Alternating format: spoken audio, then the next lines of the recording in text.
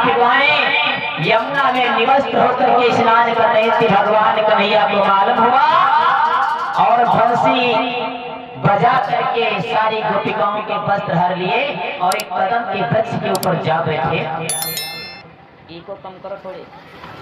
जब कदम के वृक्ष के ऊपर जा बैठे हैं, सखियों ने जब स्नान करने के बाद में देखा कि हमारे कपड़े गायब हैं और जैसे एक सखी बाहर निकली, देखा है कदम के वृक्ष के ऊपर कन्हैया कपड़े लेकर के बैठे हुए हैं।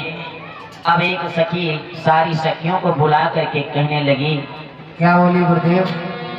कि सखियां देखो जरा तो इधर घूम कर, जय हो। और यमुना तट पे नहाना गजब हो गया।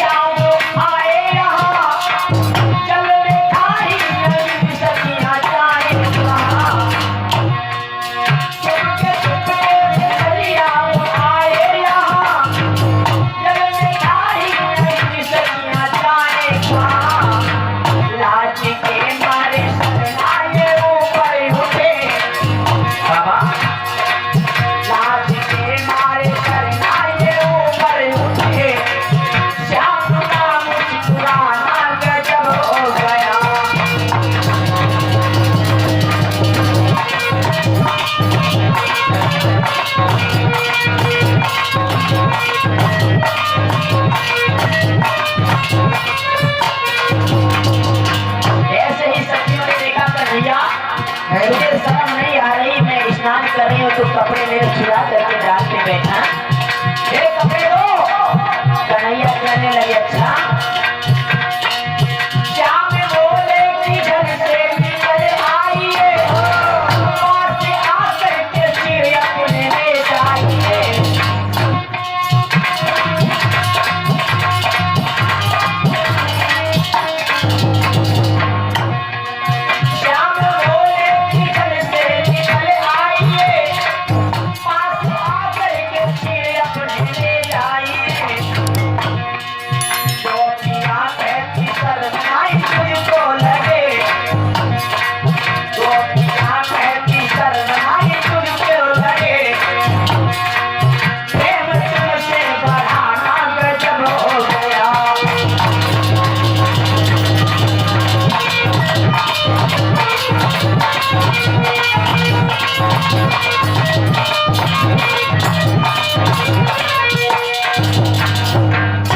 गोविंद भगवान के।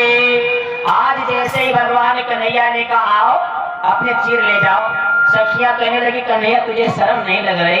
भगवान कन्हैया कहने लगे शर्म तो तुमको आनी चाहिए है। निवस्त हो करके सबसे बड़ी गलती की तुमने यमुना में स्नान किया है और जल के अंदर निवस्त होना, निवस्त हो करके स्नान करना बहुत बड़ा पाप होता है। जल में वरुणदेव भगवान का निवास होता है, तुमने उनका अपमान किया है। मेरे से वादा करो आज के बाद तुम निवस्त होकर के स्नान नहीं करोगी। गोपियां कहने लगी कन्हैया मुझे क्षमा कर दो, आज के बाद हम निवस्त होकर के स्नान नहीं करेंगे। भगवान कन्हैया ने तुरंत कपड़े वापस किए, गोपिकाओं ने कपड़े पहन लिए और श्याम सुंदर से कहने लगी कन्हैया एक काम करो, क्या तुम मेरे साथ मिल करके महाराज करो। भगवान कन्हैया कहने लगी अभी नहीं, समय आएगा तब हम तुम्हारे साथ महाराज करेंगे। श्री सुखदेव जी समझा करके कहने लगे, हे राजन परीक्षित, ये चीर हरण कर सामने और दिए चीर तत्काल, और हाथ जोड़ के श्याम से बोली है सुकुमारी। कहने लगी है कन्हैया, तुमसे हम हाथ जोड़ करके प्रार्थना करते हैं, हमारे साथ महाराज करो।